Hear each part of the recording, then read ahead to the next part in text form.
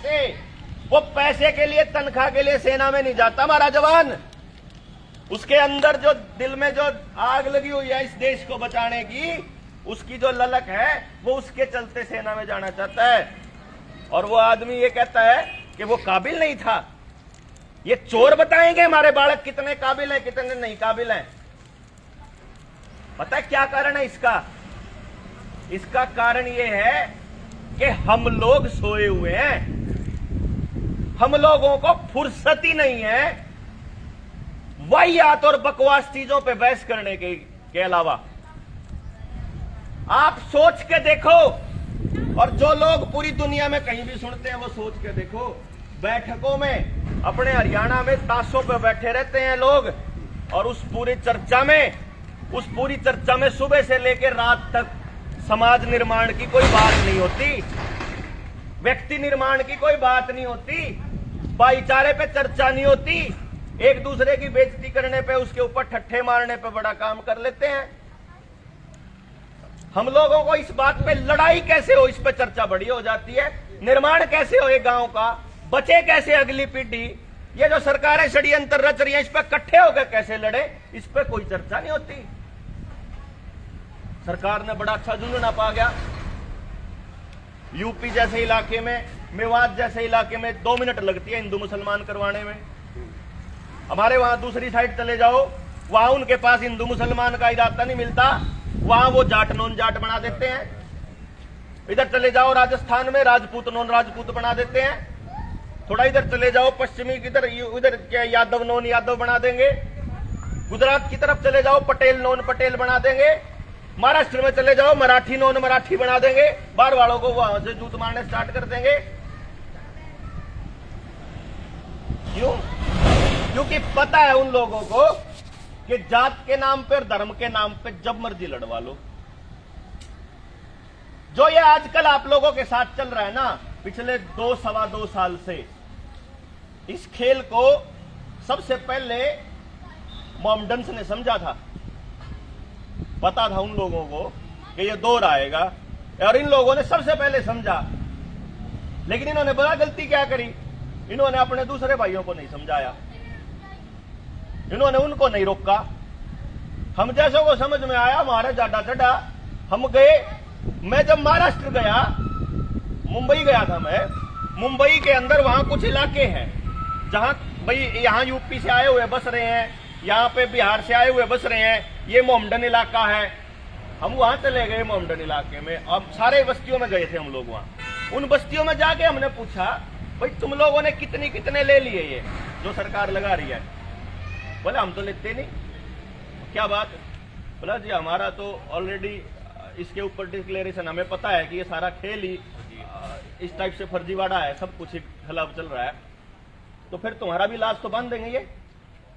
क्योंकि इन लोगों ने समाज से तोड़ना है पहले तो एक हिस्से को। ऐसा नहीं है कि सिर्फ जात पात पे खेलते हैं।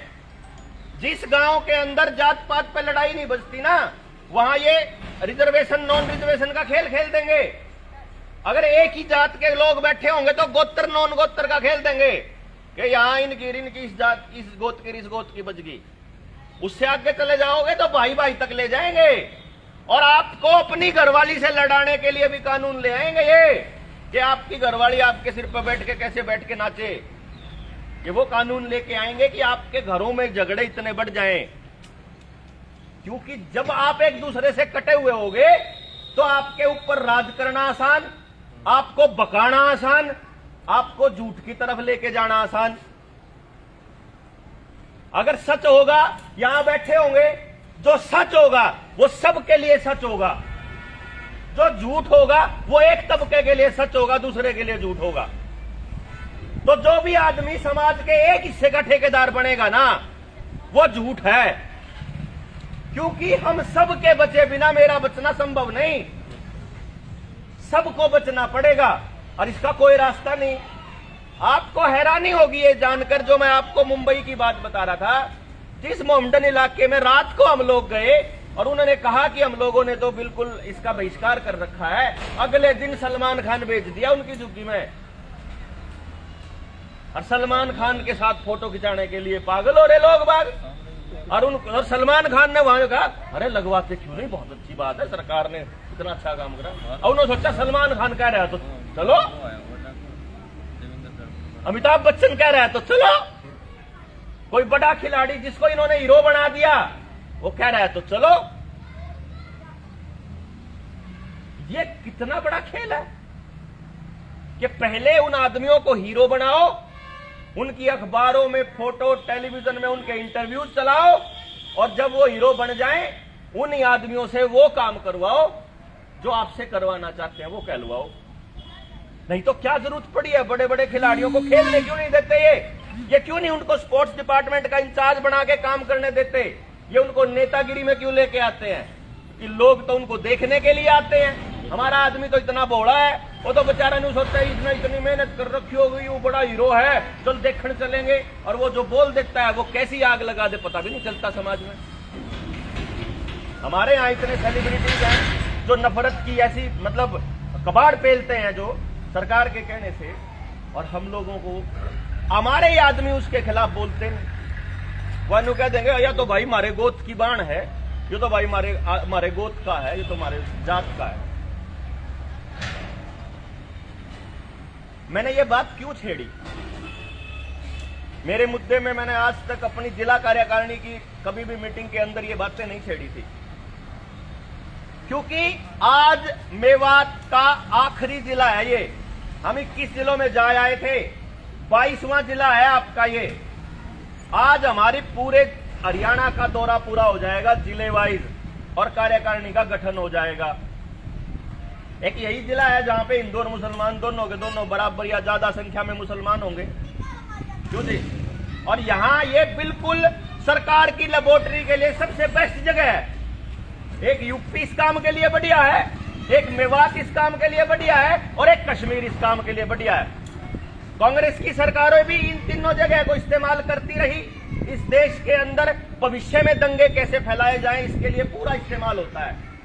हमारे ही अंदर, हमारी बिरादरी के लोगों के अंदर, आपकी और हमारी बिरादरियों के अंदर बैठे कुछ ठेकेदार इस काम को अंजाम देते हैं बड़े खूबसूरती से। पहले तो मोबाइलों के अंदर नफरत के जहर भरे जाएंगे, फिर उनके अंदर गुस्सा आ जाएगा। अभी आप लोगों को क्या लगता है कि जो ये 2 साल से स्कूल बंद हैं, यूनिवर्सिटी बंद हैं, कॉलेज बंद हैं, ये किसी बीमारी की वजह से बंद है?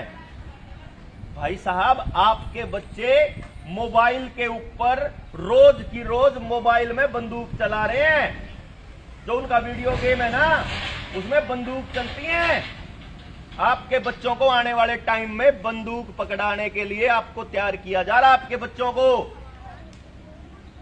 आपके बच्चों के अंदर जो सरकार के प्रति गुस्सा आएगा ना, उस गुस्से के लिए कोई ना कोई टारगेट तो होना चाहिए।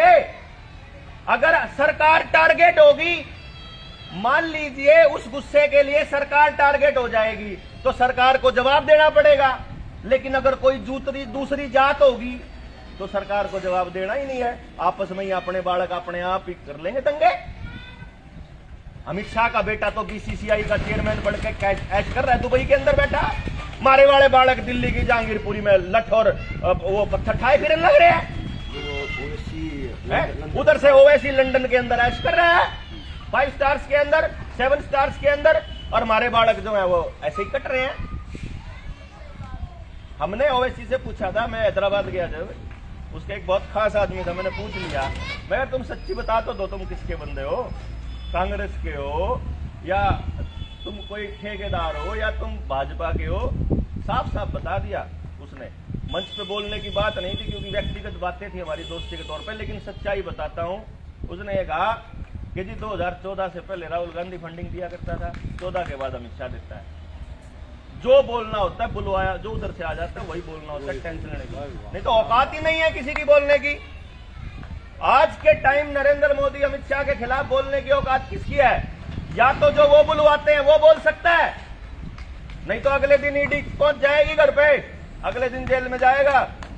या तो वो बोल सकता है, और नहीं तो कोई ना कोई ईमानदार आदमी बोल सकता है, जिसको डर नहीं है, जिसको पता है कि मैंने कोई झूठ नहीं बोला। 2 ही टाइप के आदमी बोल सकते हैं। और भाई ऐसा हो नहीं सकता कि आप ईमानदार हो पॉलिटिकल पार्टी के अंदर, बहुत कम चांस है। अभी तक तो आवाज तो बहुत कम लोग देखते हैं। पानी लाइए यार। अच्छा, कहानी को समझो। मैंने ये मुद्दा ही क्यों छेड़ा इस आखिरी जिले में? क्योंकि भाई साहब, न्यू वर्ल्ड ऑर्डर का बहुत बड़ा हिस्सा है, बहुत बड़े षड्यंत्र का हिस्सा है जात पात धर्म के नाम पर देश के लोगों को लड़ाना। क्या जरूरत पड़ी थी अशफाक उल्लाह को अपनी उंगली जलाने की, अपना हाथ जलाने की, कि मैं प्रतिज्ञा लेता हूं कि भाई मैं अपने देश के लिए अपनी कुर्बान दी दूंगा। आजादी से पहले की बात बता रहा हूं। बिस्मिल्लाह खान जैसे लोग नहीं थे क्या उस टाइम पे भगत सिंह की बराबर में खड़े हुए थे? क्योंकि उन लोगों को मालूम था कि इन लोगों से लड़ाई अगर जीती जा सकती है, कि इन लोगों से अगर लड़ाई जीती जा सकती है तो इकट्ठे मिलके तो जीती जा सकती है, अलग अलग होके नहीं जीती जा सकती। आपस के मसले हैं, किसका झगड़ा नहीं होता। आप चले जाओ, आज के टाइम पे कोई आदमी ये कहता है कि फलानी जात ना या फलाने धर्म वाले ने फलाना काम कर दिया, गलत काम कर दिया, आरएसएस वाले बुर्का पहन के और पठानी कुर्ते पहन के मंदिर के अंदर मांस फेंकते की खबरें आई नहीं थी क्या पीछे? कि वो लोग आपका भेष बदल के आएंगे और वो आपका नाम बदनाम करेंगे और आप भी गुस्से में उत्तेजित हो जाओगे, तो ठीक है, बजने दो। और ये वाले झगड़े हमारे घरों में नहीं होते क्या? एक एक गांव में, एक एक घर में, इतनी सी जमीन के ऊपर कौरव पांडव तो सगे भाई थे, एक दादा की औलाद होंगे। सुई की नोक के बराबर जमीन देने से मना कर दिया, इस बात पर लड़ाईबाज की क्यों जी? और अपने यहां नहीं हो रहे के नाली में नाली के मुद्दे पे लड़ाई, गली के अंदर कबाड़ पे लड़ाई, छोटी छोटी बातों पे खेत की डोड़ पे लड़ाई होने लग रही। वहां क्यों नहीं कहते कौन सी जात का आदमी है जो लड़ रहा है? जब जेल के अंदर अपराधी बैठे उन तक क्यों नहीं कहते कौन सी जात का है वो, कौन से धर्म का? एक एक आदमी की जात लगा करो ना पास है। जब कोई बलारा अगर कोई गलती करता है तो क्यों नहीं लगाते सारे बलारे चोर हैं, सारे के सारे जाट चोर हैं, क्यों नहीं लिखते? फिर किसी एक जात के ऊपर ही क्यों लगता है? अगर मान लो कहीं पे कुछ हो जाता है, ये बकायदा किया जाता है। जब सरदार निकले वहां से तो खालिस्तानी का लेबल लगाने की कोशिश करी, जब सरकार से सवाल पूछने के लिए किसान चले थे ना। किसान आंदोलन को जाट आंदोलन जैसा बनाने की कोशिश करी इन्होंने, कि तो जाट जाट बैठे हैं। इन्होंने ये कहा, ये भूल गए कि डासा बॉर्डर पे यादव संभाल रहा था पूरे के पूरे मोर्चे को। ये भूल गए कि सारे के सारे अपने अपने तबके का जितना सहयोग हो पाया या फिर जितना जिनको समझ आया। भाई आपको नहीं समझ आया तो आप नहीं निकले घर से बाहर, समझ में आ जाएगा तो निकल लोगे, इतना सही तो है। जब आपको यह पता चलेगा कि किसान आंदोलन के अंदर आपका परिवार भी बर्बाद होने वाला है किसानों के कानून के अंदर, तो आप किसान आंदोलन में आओगे। अगर आज आपको यह पता चल जाए कि न्यू वर्ल्ड ऑर्डर के अंदर अगर आज ये लोग ये कहते रहे कि हम, अच्छा देखो 2 करोड़ नौकरियां साल में छीन ली इन्होंने, अब तक 7 साल में लगभग 15 करोड़ नौकरियां छीन चुके हैं। 15 करोड़ नौकरी छीन ली, 50% से ज्यादा काम धंधे ठप कर दिए, सबके काम धंधे ठप हो रहे हैं। जात देख के दुकान बंद होएगी क्या? धर्म देख के दुकान बंद थोड़ी होएगी। जब धंधा चौपट होएगा तो सबका होएगा। पेट्रोल पंप वाला जात देख के थोड़ी ना रेट लगाता है। जब डीजल दे रहा है, पेट्रोल दे रहा है, आपके बच्चे का स्कूल बंद हो रहा है तो वीडियो गेम जात देख के थोड़ी आती है। वो ये भूल जाते हैं कि जो से 15 करोड़ बालकों ने रोजगार छीने हैं, नौकरियां छीनी हैं, वो नौकरियां कौन सी जात और कौन से धर्म की थी वो तो भूल जाते हैं।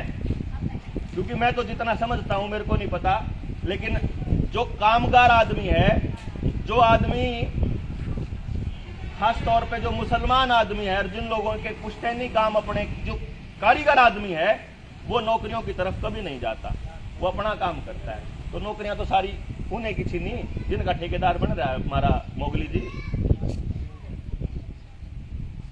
लेकिन आपको क्या लगता है ये नौकरियां छीनना ये कोई अचानक से हो गया या फिर ये कोई मतलब इत्तेफाक है? जिसको ये लगता हो ना इस देश के अंदर कि नौकरियां छीनना इत्तेफाकन हुआ है, वो अपनी याददाश्त बताएं। नौकरियों ने तो नौकरी की खोज करना भी छोड़ दिया। आप इसका मतलब समझते हैं? निराशा इस लेवल तक आ गई है। निराशा के बाद अगला कदम गुस्से का होता है। निराशा के बाद, डिप्रेशन में जाने के बाद या तो वो आदमी उस बच्चे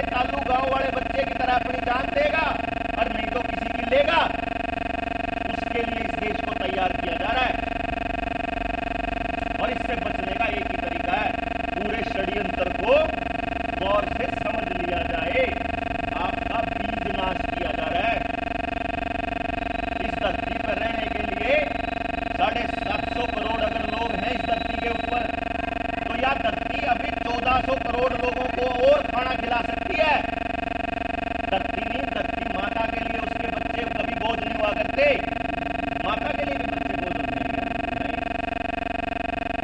लेकिन हमारे पूर्वजों ने बड़ा सोच समझ के, मैं ये देखता हूं कितना बड़ा खेल था कि हमारे दादा ने संयुक्त परिवार का कॉन्सेप्ट दिया, हमारे बुजुर्गों ने, कि सारा परिवार एक जगह रहेगा, तो जमीन बटने का रोड़ा ही नहीं। जितनी जमीन चली थी उतनी जमीन रहेगी परिवार के पास, किसी का एक बालक हो या 2 बालक हो। संयुक्त परिवार का कॉन्सेप्ट दिया, ज्यादा बालक पैदा करने का कॉन्सेप्ट भी दिया। मेरे दादा के तो 8 बच्चे थे। जब कोई न्यू कह दिया मुसलमान इतने इतने बालक पैदा करें, कह दिया ना ये तो इतने करते, ये कहते बड़ा खिलाते हैं ये